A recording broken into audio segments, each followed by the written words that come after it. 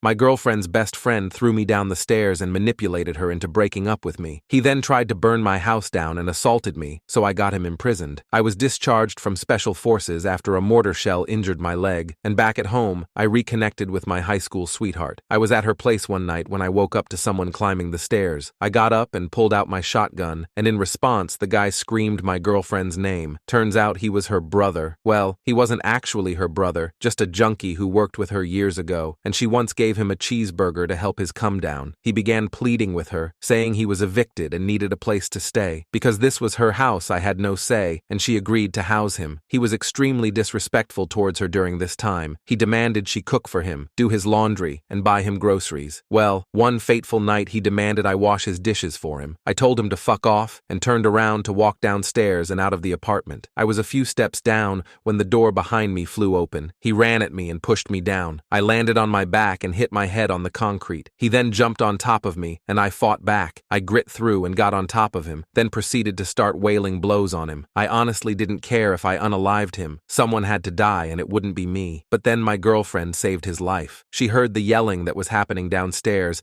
and she came running and found me on top and wailing down blows on him over and over. She screamed for me to get off, and I did. As soon as I did, his mouth started running. Sister, he threatened to unalive me, and he attacked me and threw me down the stairs because I asked him to bring back the PS3. I honestly thought she might believe him for a moment, but thankfully, she knew that was lies. The neighbor's security camera outside backed that up. That morning, I took her to work. I took her 3-year-old daughter to daycare. One thing I need to mention is that my girlfriend had a 3-year-old daughter whose dad wasn't in the picture, and she was the sweetest and most adorable little girl ever. Anyway, after I took her to school, I went to work. I had to explain to my boss why I had bloody knuckles and why I was holding a cold pack to the back of my head. They offered to call the police so I could press charges. I told them no. My boss damn near ordered me to call the police or he'd put me on medical leave, to which I replied that I'd rather be on med leave than lose my girlfriend for calling the cops on her brother. It was made clear to me, under no uncertain terms, that I am a particularly stupid kind of eye-hole and that would come back to bite me in my butt someday. Well, he was right. Basically, brother gave her an ultimatum that either I leave and she dumped me, or he leaves and walks out of her and her daughter's life, which, to be fair to my ex, that loser had been the only constant male figure in her kid's life since she was born, so that would have been devastating for the gremlin, and she wanted to spare her that kind of pain. And so that meant I got the axe. Honestly, I'd have rather taken an actual axe to the heart, because what I actually felt was way worse. It's one thing when you're saying goodbye to the woman you love, but to have to also say goodbye to a sobbing little kid you wanted so much in your heart to adopt and make your own? I don't want to meet the man who can hold back the tears from that. That man scares me. I went back to my apartment. I put together a little box with the toys and keepsakes and clothing items they'd left behind and waited for the right time to bring it by her work. I was a broken man, but that little fucker, he wanted to kick me while I was down. He had mentioned a while ago he had friends who would kick my butt if they ever got the chance, and I always thought he was bluffing. Well, he wasn't bluffing. He did have some friends with rap sheets and bad intentions, and in the months that followed her and I breaking up, he put them to work. I woke up one morning to discover my car had been blocked up, the wheels taken off, and they had spray-painted stuff on my car after busting out my windows. What my insurance didn't cover cost me $2,500 in repairs. Police were called, a report was made. Surveillance footage was useless though. Faces covered, they wore gloves, so no prints, and it's not like they're rolling out the CSI to collect hair follicles off the deck for auto vandalism. 2 weeks later, an attempted arson attack on my front door. Someone wearing a mask and a hoodie lit a Molotov cocktail and threw it at my front door's welcome mat, and if it weren't for the apartment's fire sprinklers actually working, my apartment would have burnt down with me in it because I wasn't jumping from the third-floor balcony. That was a more serious crime. Cops were very interested in solving it, but again, no usable prints, face covered for the camera, etc. Then it was quiet for a month. My ex had reached out to me when she heard about the fire, and I told her I knew it was her brother, but I didn't have any proof. She said she'd say something to him, and coincidentally, nothing happened again for a while, until I guess cops came around asking to talk to him, because obviously I gave them his name as a person of interest. In the month and some change since our spat, she basically forced him to find some kind of work, or she was going to kick him out. So, he had gotten a part-time gig at an auto shop in town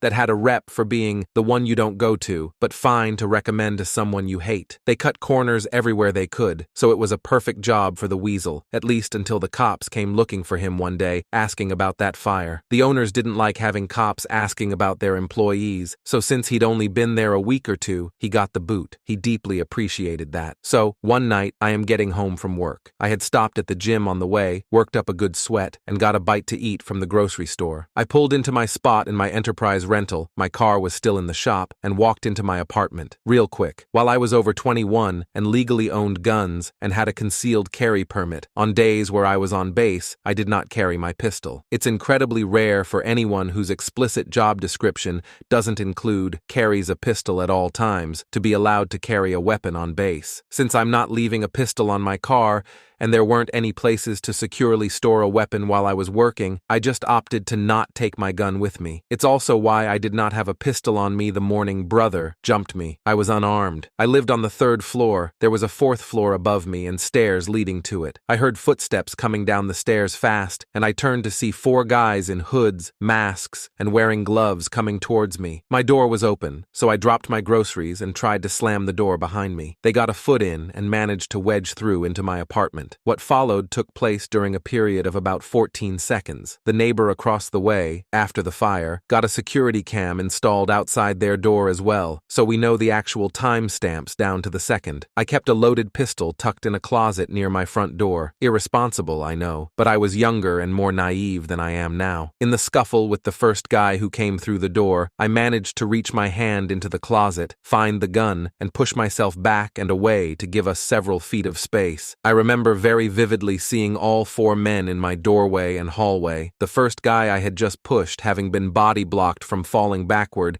and was starting to come toward me a second time. I raised my pistol. This one was a SIG P226 chambered in .40 Smith & Wesson, and just as I heard one of them shout, "Gun," I started lining up shots and pulling the trigger. There were no limb shots, no shooting to scare them. I didn't try to wing them. Body, head, as I had trained, as I had been taught. The first guy went down, the second guy caught 2 of the through-and-throughs from the first guy before I plugged him in the forehead. The third guy stopped dead in his tracks before catching 4 center of mass, and the fourth guy was halfway out the door before I emptied the rest of my magazine into him through friend number 3 and whatever I could see and aim at. Well, unfortunately the AY hole lived, but what that meant was that I couldn't be charged in the most serious way possible for it. However, the first 3 recipients of my high-velocity sleeping pills didn't live. The first guy insides were all over the second guy. The second guys were all over my wall. They were all pronounced dead on the scene. The fourth guy was my ex's brother. Of the 3 bullets that connected him, 1 grazed his butt, the other thoroughly lodged itself in his right butt cheek, and the third one hit him square in the spinal cord, right around the kidney area, shattered his spine, and completely destroyed his lucrative career in competitive breakdance and bicycling. He was paralyzed from the navel down, had to have a permanent catheter to catch his pee,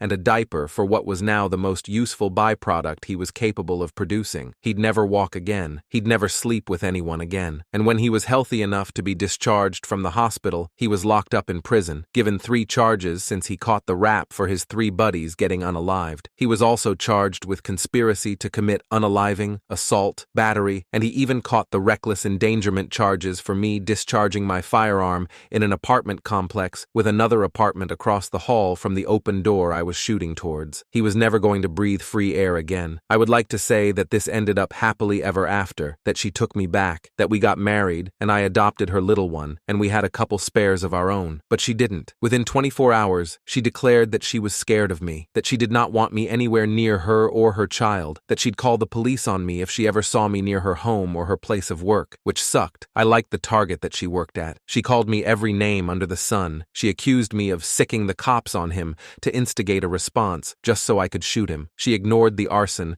the vandalism, the various threats he'd thrown at me in the previous months we were together. I never saw her again. She blocked me on everything. Her family blocked me. She changed her number, she transferred to a different target, and after a couple of months she moved to a different apartment in a different part of town. It has been 8 years, and I still haven't heard from her. I know she's alive. Friends of friends informed me she got married in 2020, had a second kid, and is happy, so more power to her. I never got my happy ending. My white picket fence. Believe it or not, unaliving 3 guys, even for a person trained for war and conditioned for the possibility that one day he might have to do it, messes with your head, especially when you consider it happened in your home and not in Baghdad. There's a huge mental and emotional disconnect and difference between unaliving someone for work and unaliving someone because your life was in danger. I had PTSD. I couldn't touch any of my guns, once I got them back, for a full year without having panic attacks. The Navy was great about it all. They aided with the investigation, including that CO who called me the Apex Donut, giving his statement of that morning I got jumped. I was offered the chance to live on base with protective detail until things cooled down. I declined. 8 years. Since then, I've retired. I'm now working in the private sector. I have my own LLC, making great money doing cybersecurity and site security consulting. Occasionally, I go out boating. My partner of 3 years is the most loving, supportive person I've ever been with. I know they have my back no matter who tries to unalive me. We're talking about having kids before we get too much older. Life's good. But you know what really warmed my heart? Just the other day, a Google alert I set up 8 years ago triggered. It was brothers, first and last name, followed by the word obituary. It turns out someone in prison got sick and tired of the annoying white boy in a wheelchair talking so much crap and flexing on people, believing nobody would hit someone in a wheelchair. They used his wheelchair to unalive and used their shoes to finish him off with a few good stomps. Of course, it doesn't say that in the obituary. It says he was a bright and lovable lad when he was young, who fell into hard times in his early adulthood and landed in prison. The real surprise is apparently he is survived by a daughter none of us knew he had back then. So, sucks for her, but I doubt she ever got a chance to know him anyway. Honestly, that's for the best.